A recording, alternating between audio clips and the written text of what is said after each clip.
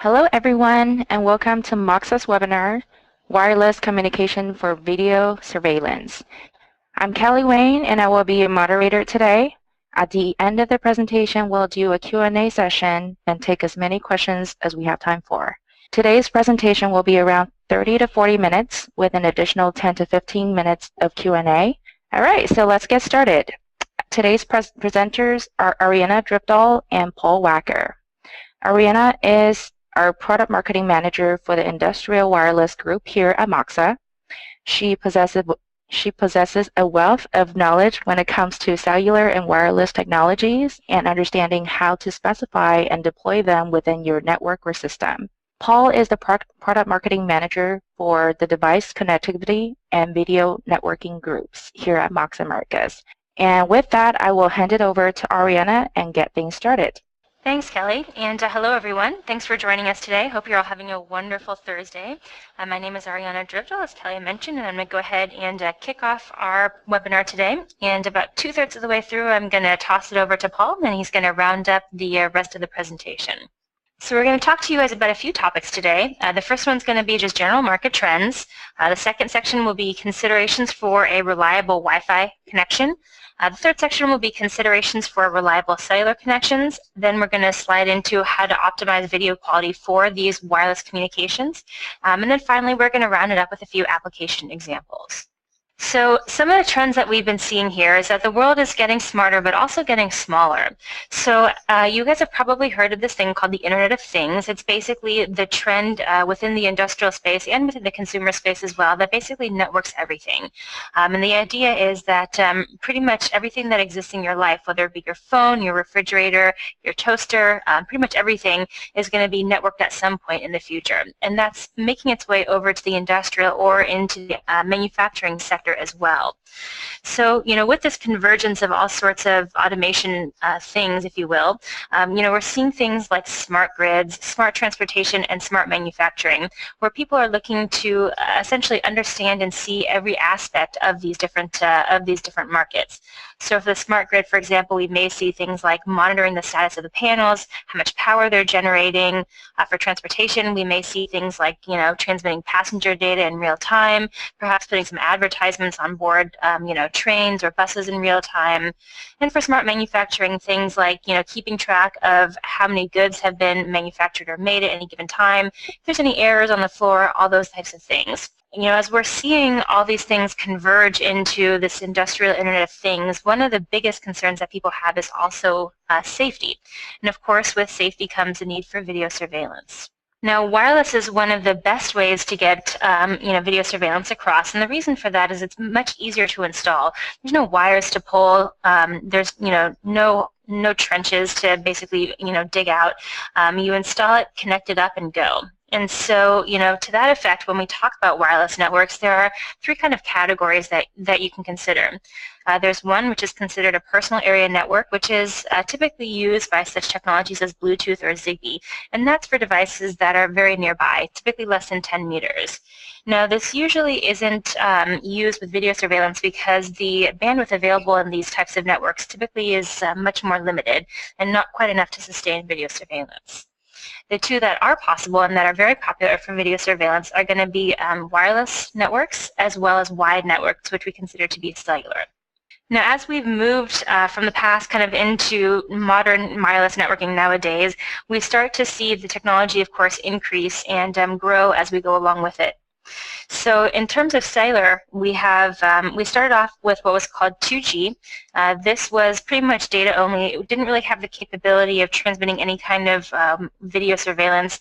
Typically 2G topped out at about 56K or dial-up modem speeds. Nowadays we have 4G LTE. Likely you guys have all heard of it. Probably most of you have it on your phones already. And 4G is really what we try to call cellular. It's what we really like to call, broadband over cellular. And so it basically will be able to give you enough bandwidth to be able to sustain even video. On the Wi-Fi side, the latest technology here is 802.11ac, and that's actually considered to be gigabit Wi-Fi. So we're getting to the point where wireless communication is now almost up to, the speeds that you're going to be able to get with pure wired communication. Now, of course, with that smaller world that we discussed, becomes this greater need for video connections.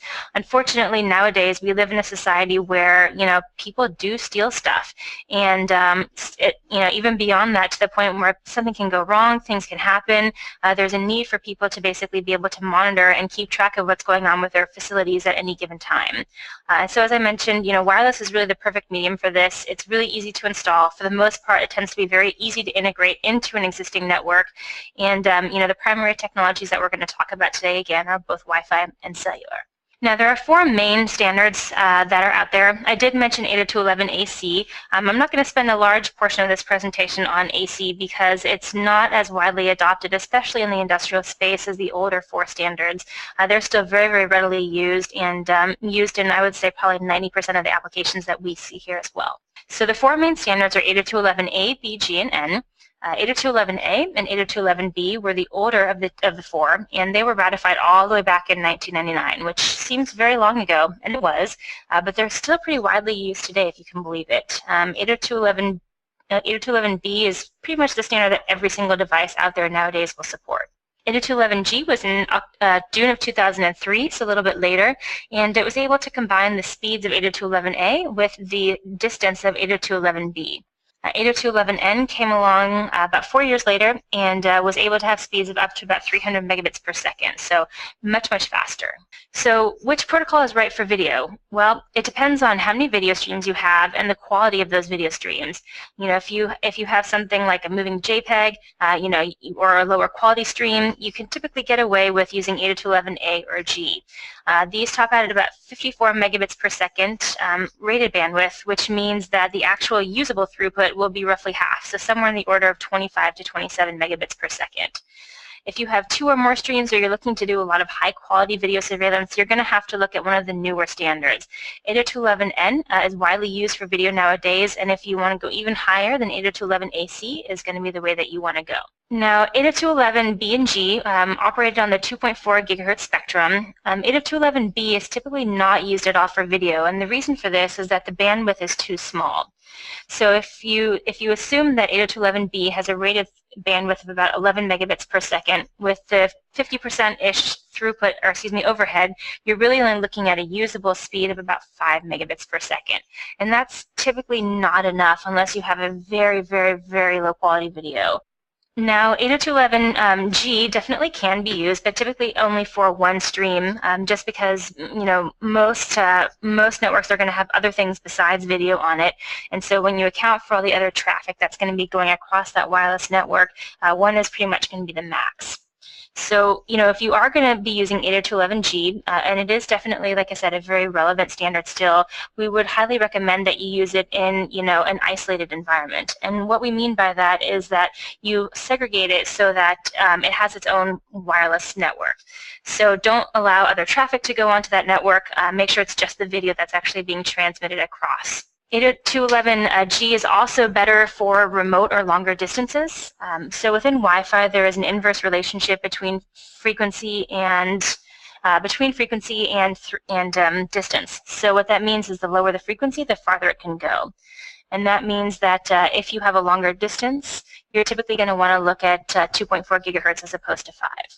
So 802.11a is very similar to 802.11g. It will have about the same rated bandwidth. 802.11a, because it's at that higher 5 gigahertz frequency, will have a shorter range. So if you have short-range video streaming, for example, across a room or across a short outside distance, 802.11a is definitely a viable option. The nice thing about 802.11a is that it's a lot less susceptible to interference. Not only is the protocol written as such, but the 5 gigahertz space actually will have less noise in general. And there are less other devices that operate in that space. So things like Bluetooth, microwave ovens, cordless phones, they don't tend to affect 5 gigahertz as much as they would 2.4. So if you have a very noisy environment, you definitely want to take a look at using 5 gigahertz. Now, 802.11n is the one that we typically recommend for video because it allows you to have some flexibility in the quality of the video stream as well as the number of video streams that you have going on. So when people have the choice of putting in a brand new installation, we typically will always recommend 802.11n, not only for that reason, but because it's a little bit more future-proof than some of the older IEEE standards. 802.11n, I think, is going to be around for quite some time, and so it's a nice standard to go with if you want something that's been proven, but still is very, very fast. So because we have a much higher bandwidth with 802.11n than we were with 802.11a, b, or g, we're able to stream much higher quality. And the nice thing about 802.11n is that the protocol allows transmission on either 2.4 or 5 gigahertz. So it's a lot more flexible protocol than some of the older ones in terms of network planning. So you can essentially take a look at what other networks are in the area or how clean your area is, and you can determine what frequency to use, all while still using 802.11n. So it's a really cool protocol in that sense. Additionally, there is redundancy and reliability that's built into the 802.11n protocol. And what that means for you is that the feed is going to be more reliable. It's going to be better quality when it arrives on the other end. And you also have the ability to take the multipath effect and use it to your advantage as opposed to your disadvantage with some of the older protocols. So we're going to give you guys a very quick poll question here. And our question is, how much experience do you have with video transmission? So the answers here are none. I'm just learning about it, and I'd kind of like to, try it out. B, I've used wired communication for video, and C, I've used wireless communications for video. And we're going to give you guys just a few seconds here to finish that up. It looks like the majority of you so far are not doing anything with video, but are learning about it. And it looks like we're getting pretty close to equal amounts of the other two. So we're going to go ahead and close the poll. So appreciate you all voting here. And you can see on your screen here what the results were. So as I mentioned, most of you are going to be just learning about video surveillance. And then 30% of you says, yeah, we've used it, but with wired networks. And the other 27% looks like you guys have used it wireless with video. So thanks, guys. We'll have another poll for you in just a little bit. Now, one of the most important things to keep in mind, some of the best practices for video surveillance is, you've got to make sure that you have security. So wireless is a really great standard. It's very flexible. For the most part, it's very easy to set up. However, it's very insecure. Unlike a wired connection, anybody, if you don't secure your wireless connection, pretty much anyone can see what's being transmitted across it. And if you have any kind of critical data, or if you have any kind of, secure footage that you want to make sure nobody else can see, you're really going to have to make sure that you use security along with it. So there are basically 3 security standards that are being used today. There's WEP, WPA, and WPA2. WEP is the oldest of the 3, and for the most part is not used nowadays because it's very, very easy to break. And the reason for this is that the key or the password is basically sent across in plain text across your network. So anyone who's sniffing or trying to capture data across your network will be able to see that key, use it to log on themselves, and then be able to view any transmissions. So it's better than nothing, but if you have another option, we always recommend going with one of the other 2 standards. So WPA was essentially created to address the deficiencies in WEP. It's still used fairly commonly today. It's not quite as strong as WPA2, but it is still a very valid security method. WPA2 is the one that we recommend if at all possible. It is the strongest type of security method, and it also gives a stronger encryption for the transmission as well. But either way you go, definitely make sure that you're going to have some sort of security across your wireless network. Some of the other things to keep in mind is, with video, it's very important to keep a constant wireless connection. If you have any kind of moving aspect to your application, say you have video on an AGV, for example, or you're doing some sort of pick and place with a robot, and you want to make sure that that video feed is always coming through, the 2 key points that you want to make sure that you take into account are roaming and redundancy. The reason for this is that if you have a device that's moving, as it's moving from one access point to another, if you have a device that's not optimized for roaming, you could have anywhere up to a 20-second break in your video communication. And for some people that may be acceptable, but for many, if not most, that's definitely not an acceptable break time. So we always make sure to tell people, whatever it is that you pick in terms of your equipment, make sure you select a wireless device that does support some sort of turbo or fast roaming or fast handoff time. This makes sure that the breaks in your video will be as low as about 150 milliseconds, which is even fairly difficult to detect. The other thing that you may want to keep in mind is redundancy. So if you have a very mission-critical feed or you have some very important data that you're transmitting across that wireless network, there are devices out there nowadays that support many different types of redundancy, whether it's a network-level redundancy, whether it's a hardware-level redundancy. The redundancy just makes sure that you have your device, or excuse me, your data has a much better chance of reaching its final destination. And again, that's more for people who are doing a lot of mission critical or very important type of video surveillance. Now, one of the best practices that you can do to also help your network or your video go through is to try to isolate the video. And the way that you can do this is by using VLANs and SSIDs.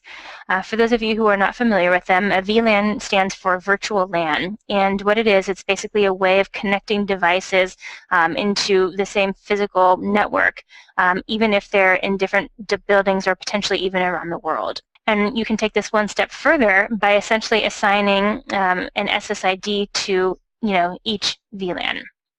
And what this does is it basically segregates each SSID through VLANs to make sure that if you have, for example, only video on that VLAN, no other devices will then be able to connect onto it. And in this way, if all of a sudden your video goes crazy and starts spewing a whole bunch of data, it won't take down other networks because it can be limited in the amount of bandwidth that's given to it. It just makes a little bit of a cleaner installation. The other benefit of this is it's more secure. So if you do use a VLAN to send the data across your wireless network, you can make sure that other people, for example, maybe guests of your facility that come in, won't have access to that video data because you can put them on a completely separate SSID and a completely separate VLAN. And that way you don't have to worry about them, breaking in or hacking in and actually seeing that video feed. So this is this slide is kind of a very quick summary of different ways or different best practices that you can make your network a little bit more reliable, for good video transmission. The first is, if possible, try to separate your wireless networks or your frequencies. If you have video transmitting across one frequency, for example, 5 gigahertz, and you have the rest of your data transmitting across the second one, for example, 2.4 gigahertz, they are much less likely to interfere with each other or to, potentially hurt the other stream. The other thing that we typically recommend is keeping, your access point high off the ground. So, the higher you go, the broader the coverage tends to be from a wireless networking perspective.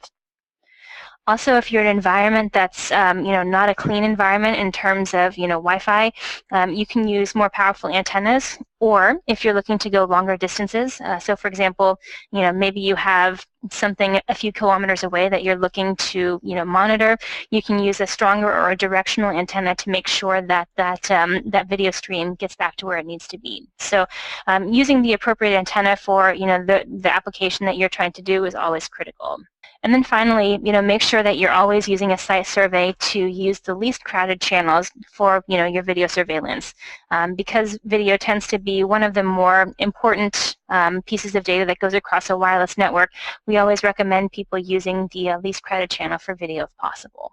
Now, the other thing to keep in mind for those of you who are looking to go long distances, for example, doing true remote surveillance, there is a direct correlation between distance and bandwidth when it comes to Wi-Fi. So the farther the wireless signal will travel, the lower the available bandwidth will be. And the reason for this is that as the radio wave essentially propagates through free space, it's going to lose some of its strength. And you need a strong signal in order to maintain a very high throughput in your connection. So if you are going a long distance, for example, you want to monitor something that's a kilometer or 2 kilometers, 3 kilometers away, just be aware that you may need to decrease the quality of your feed if the signal is not strong enough at that point to actually be able to sustain it.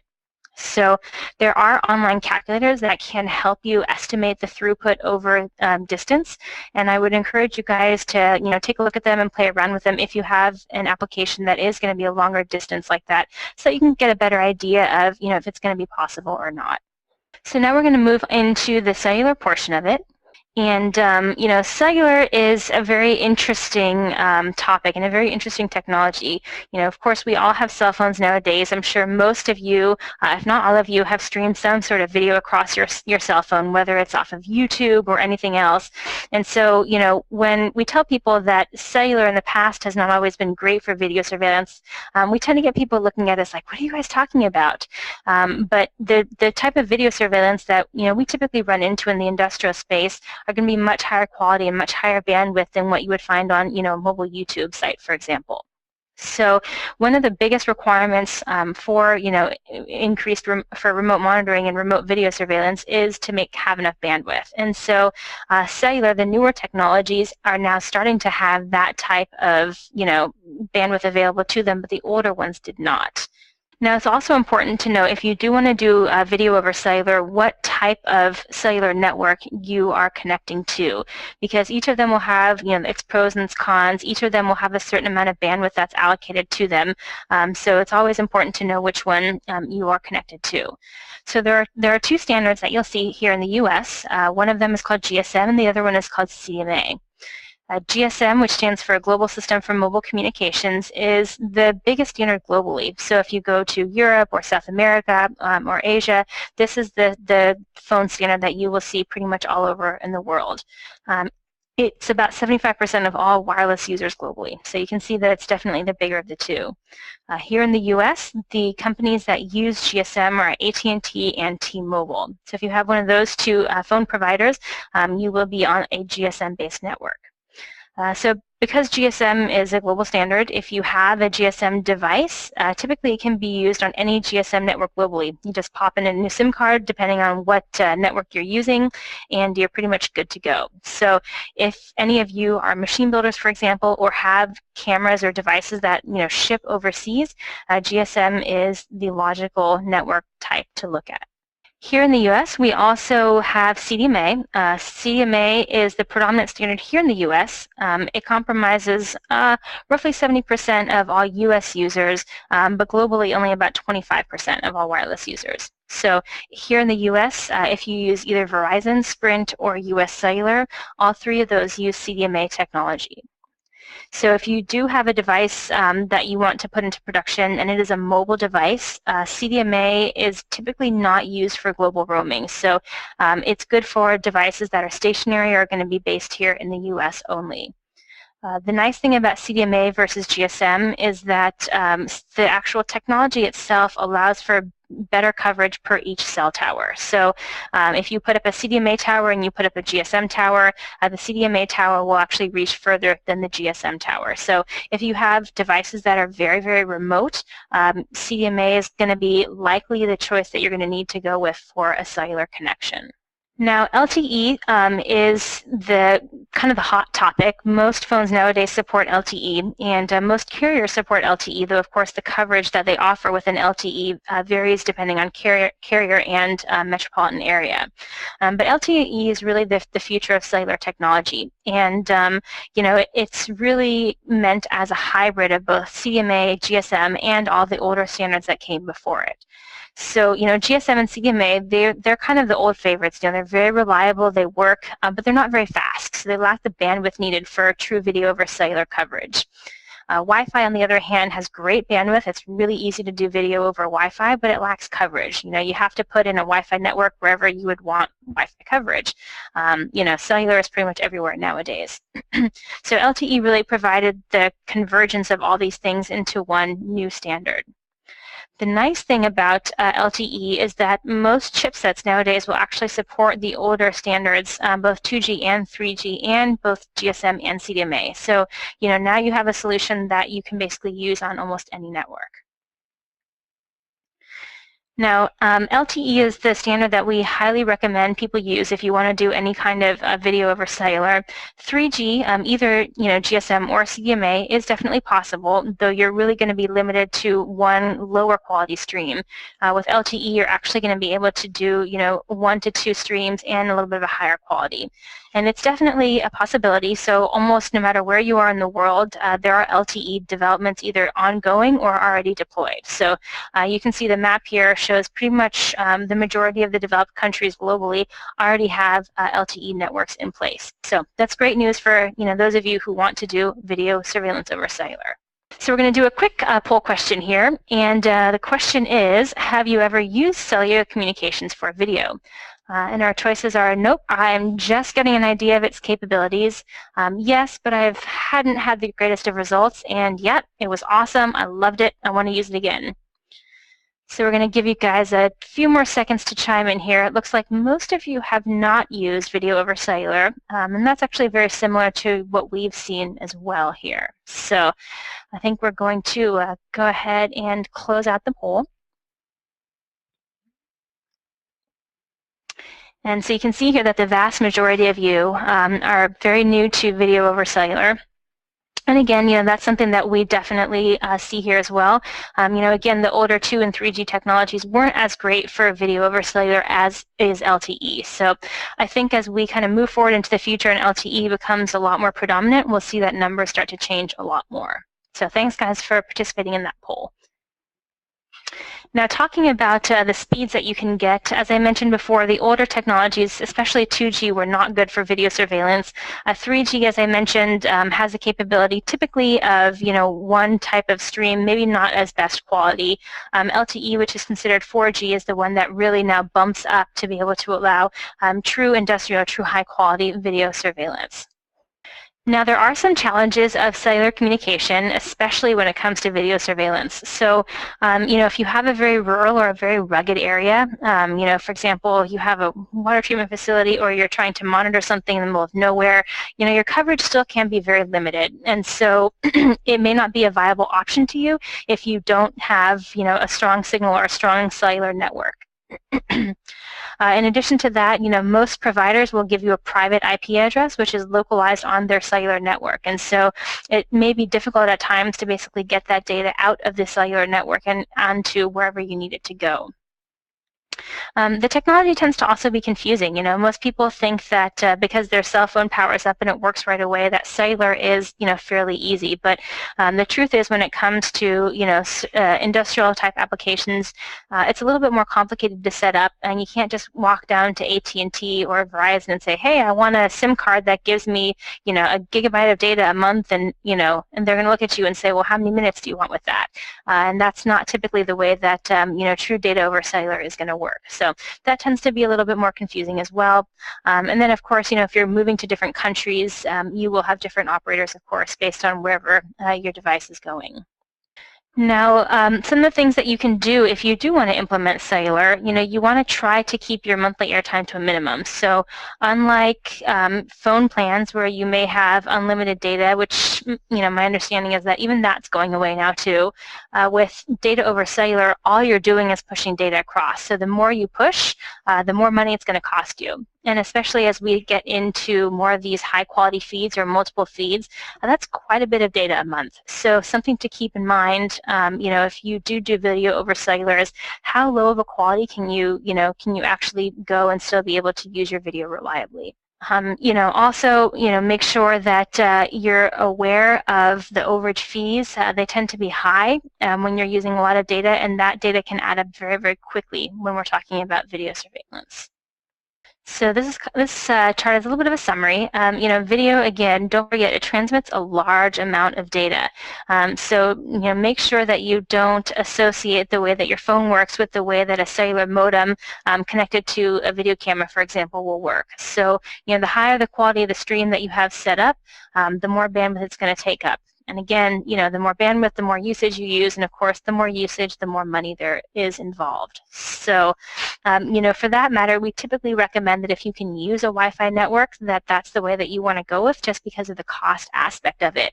However, it definitely is a viable option as long as you're aware of the costs that are potentially associated with doing video transmission over cellular. And with that, I'd like to toss it over to Paul Wacker, and he's going to go ahead and talk to you guys a little bit about how to optimize video quality over your networks. Hey, thanks, Ariana. And gosh, there's a lot there looking at all the different wireless technologies, and I really appreciate you for taking us through that. And let me move over here and pick this up and kind of go into a little more detail. So given that, let's go ahead and take a look here. Let's do a poll question again and get a little more detail here. I know we've looked at some of your experience with past wireless technologies. Let's take a quick look here. Are you looking to join us today for more about IP video? Have you had experience using analog equipment? Perhaps you've had experience with wired applications. And if not, perhaps you're looking at the combination of these for these. So we'll go ahead and let this stay open here for just a few more moments and get the summary of those, and kind of let us know your comments on there. If you'd like to go ahead and display those results. Perfect. So as usual, we should have a pretty good mix of folks here. Always good to kind of see that. I think interesting for you folks to see some of your peers in terms of what you're looking at. Okay, let's go ahead and pick back up. And at this point, I'd like to go back and take a little more look into detail on, what comprises a typical system, particularly giving, all of your different varied backgrounds with us here today.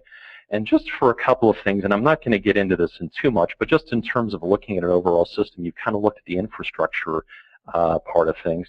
What are some of the things that might be a little more video specific? Working from the left-hand side, you're probably wanting to be able to store and view the video. So you might have things like video management system, which would give you a window into looking what's happening. Typically displaying that from something like a network video recorder. Purpose of a network video recorder is to capture all of those video streams and store those for archival purposes, for review purposes, for various means like that.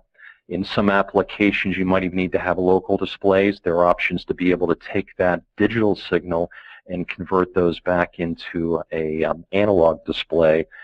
Sometimes those are at remote locations for specific purposes, such as a specific monitoring point at your network, perhaps like an entrance to a facility or things like that. And then also looking more at the remote end of things on the right side of your screen, you've got different types of technologies. The two predominant technologies, and it's kind of interesting times right now because there is a number of applications that have installed investments with analog cameras. Kind of considering that here up until recently, it's been a predominance of having analog cameras going over analog cabling.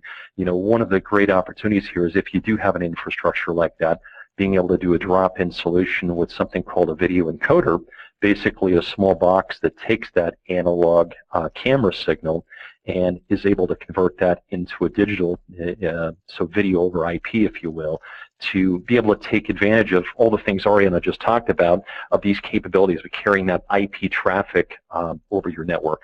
And then certainly for new installs, the way to go is with a digital camera or an IP camera, allowing you to take that and natively be able to plug that into to an Ethernet port on your switch, or being able to connect that to some type of wireless technology to carry that across your network. Okay, so a couple of the acronyms. I know we had a lot in terms of wireless.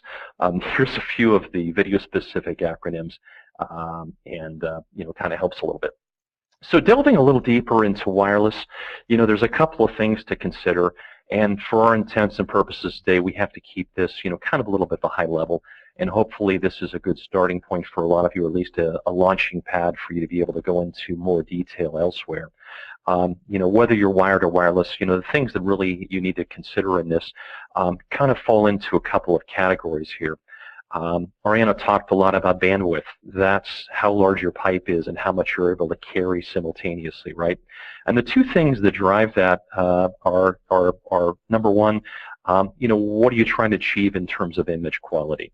And your image quality is going to depend upon a couple of factors that you'll be able to select and actually design for. That is, what is the resolution of your screen? How many pixels are you trying to push across your network? The second item being frame rate.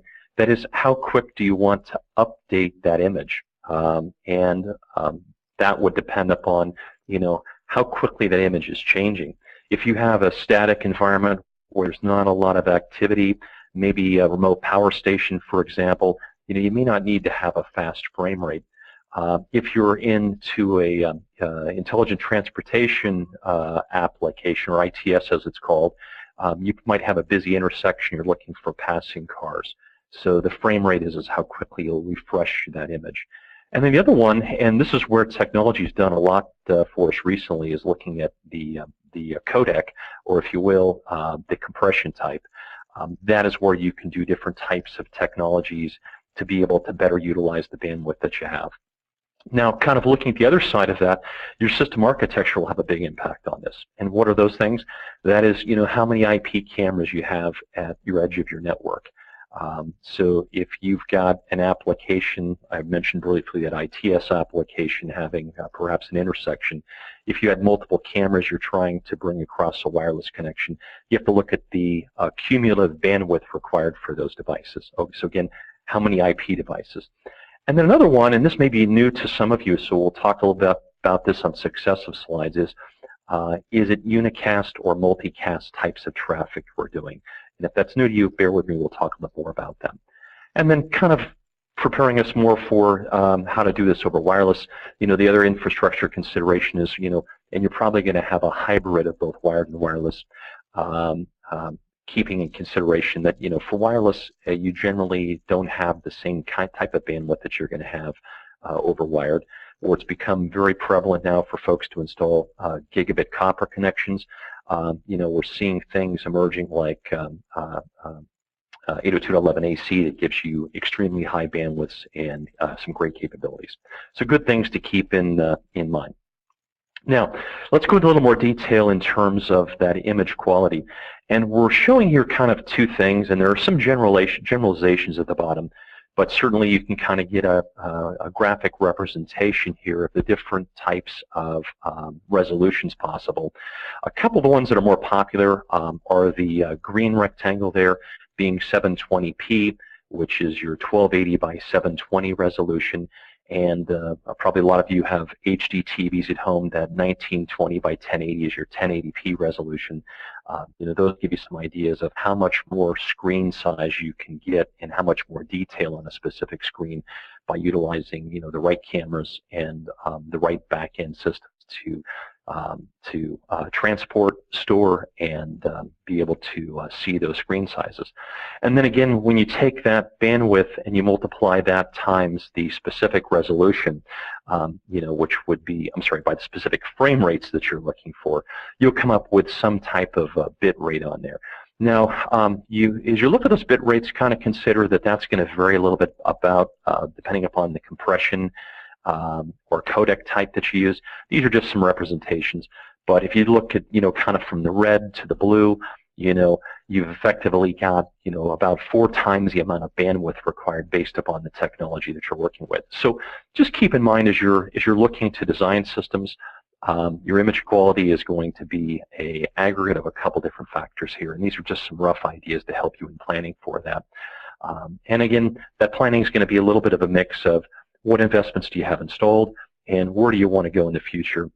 Certainly if you're doing a new application, planning for 1080p and having the cameras, the infrastructure, and the means to capture and record that is really important.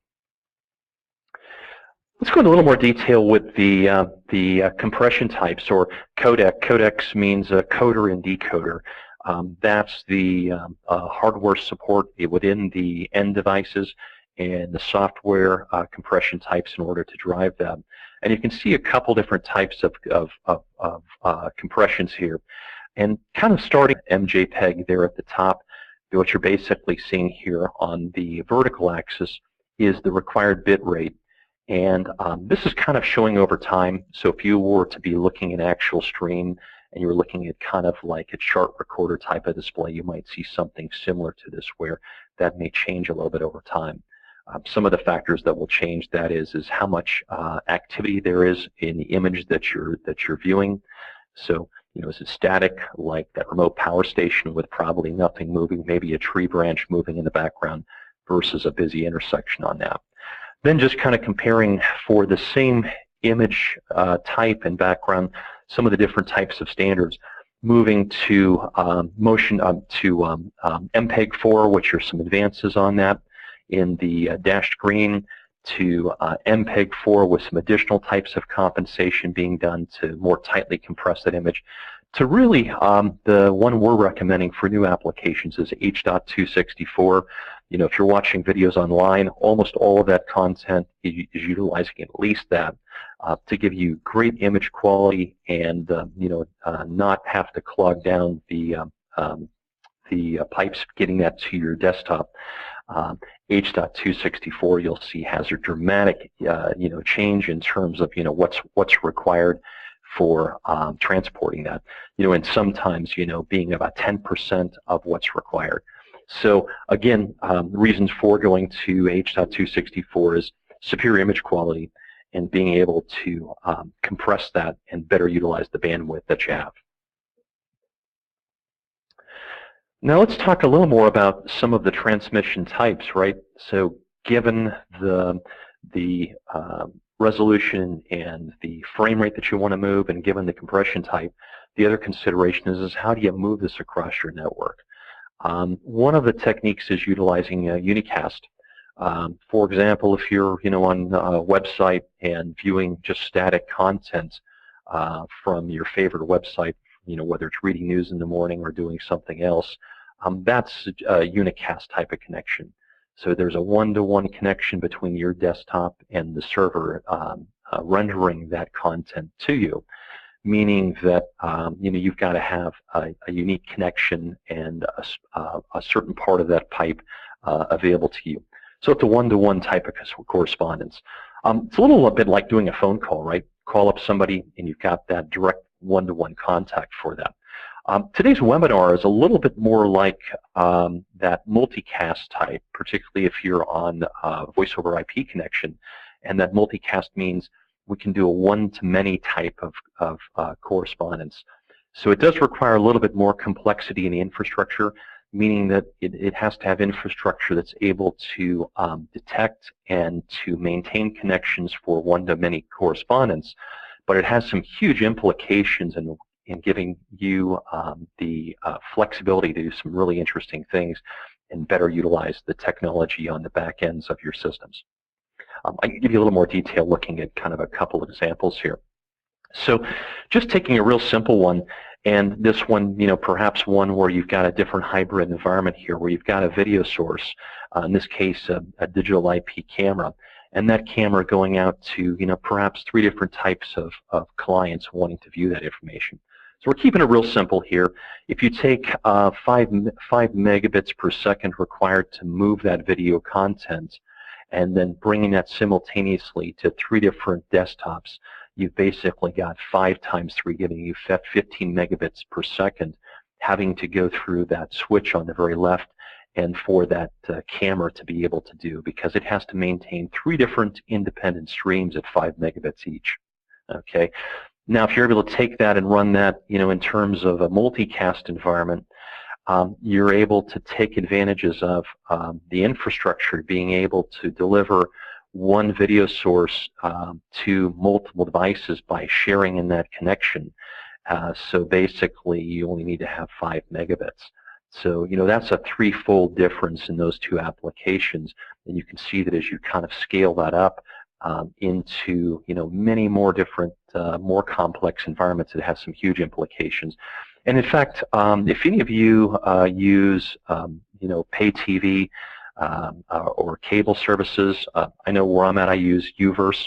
Uverse uses multicast as a means to deliver video content to, your home. and not having to have this huge infrastructure to deliver that and doing it efficiently. So again, unicast versus multicast is real important in looking at how you bring that to your end destination. Another thing to look at is the impact of rapidly changing scenes. You saw a few highlights of that in the previous slides looking at that.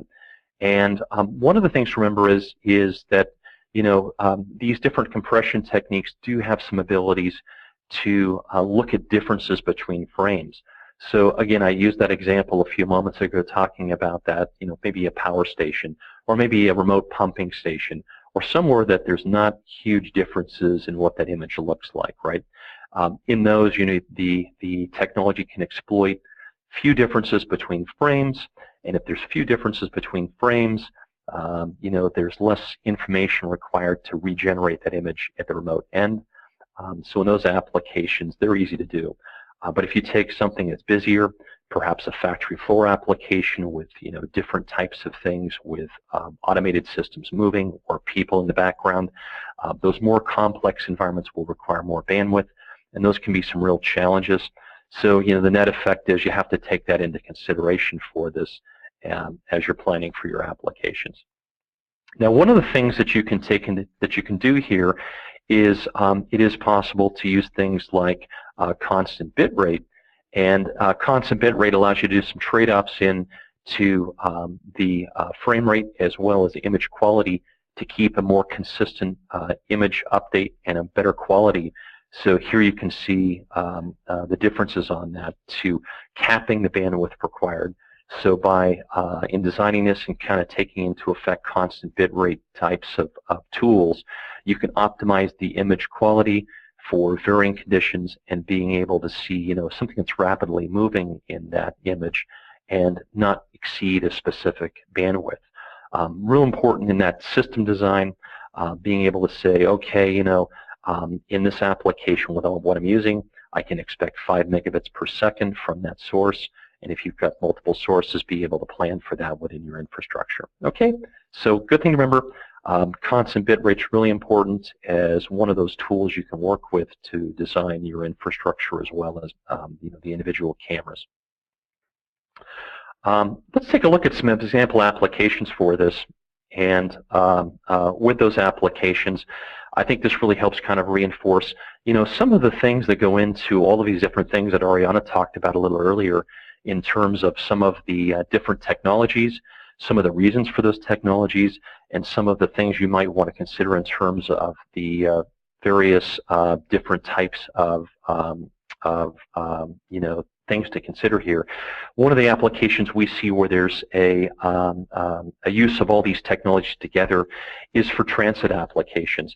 Perhaps some of you might have been into places that you've seen some of these things. We're seeing in terms of bus applications, a lot of use of technology having ability to capture things in the bus for instrumentation on the bus as well as video for archival purposes.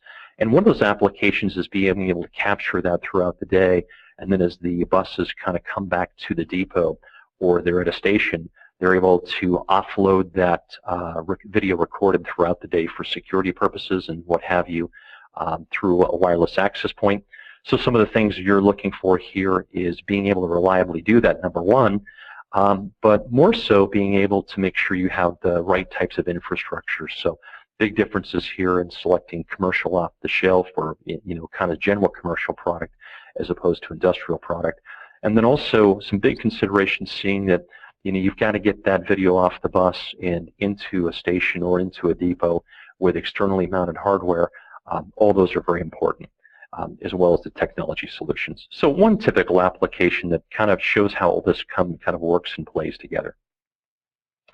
The other one we see is, and I think Ariana did a poll earlier kind of looking for your experience doing cellular technologies, and we're seeing more and more growth of these different types of usage.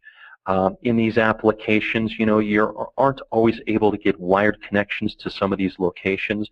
These last two examples give you a little bit of that, particularly in some of the metro environments or sometimes in outlying environments. The only way to do this is to be able to bring that across a cellular backhaul. So this might be a common application for that. And again, we've done a lot of work with ITS applications and Department of Transportations, where all of this kind of comes together to either do that optimization of the bit rate to be able to use that over an existing channel. This one shows an example of being able to use the LTE standards. You don't have to have LTE to do it, but it's certainly the best. We have been able to do applications for technologies that are not as capable as LTE and have good quality video. It's all about system design and not trying to push more video than is available through the channel for that on that one. And let's go one more. Those have been a little bit transportation. I like to show some diversity here. One of the things we're finding is remote site management. These could be industrial applications like a remote pumping station for water, perhaps remote wastewater treatment for that. We also see, a lot of interest in weather stations. This is one that's maybe a little more extreme, showing, some of the diversities to that. And, this is one of those applications where you can't get wired infrastructure in there, so you have to look at wireless alternatives. This one, again, going over a cellular connection and being able to do a combination of different technologies to bring that, remote picture. Maybe some of you have seen this from a desktop, kind of looking at some of the places you'd like to maybe travel on vacation. This letting you kind of see what's happening at some of those remote places with video. A lot of times that's coming over a cellular connection.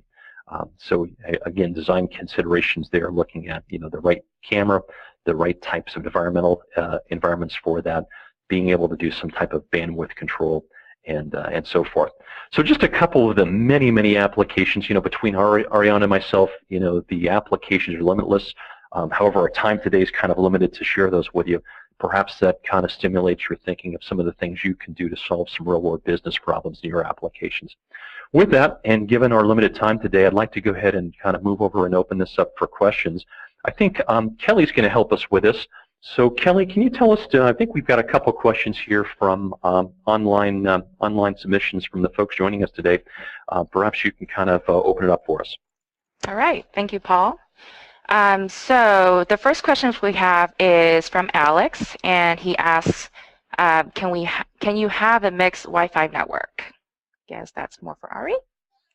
All right, thanks, Alex. Yeah, that's a great question. So the answer to that is, you definitely can, but you have to keep in mind that when using a mixed network, typically when we refer to a mixed network, we refer to it as one that's a combination of the different wireless protocols. So you maybe have some 802.11a, some 802.11n, maybe some 802.11ac. Those networks, all those standards will be, interoperable. However, they will always go down to the lowest common denominator. So what that means is if you have even one device on a wireless network that's operating on 802.11g, for example, all of the devices on that network are now going to be able to communicate only at 54 megabits per second. So it's important to know from a planning perspective that that's the amount of bandwidth that essentially will be available to you, so that you don't overdevelop the amount of video surveillance that you're actually going to be putting onto that network.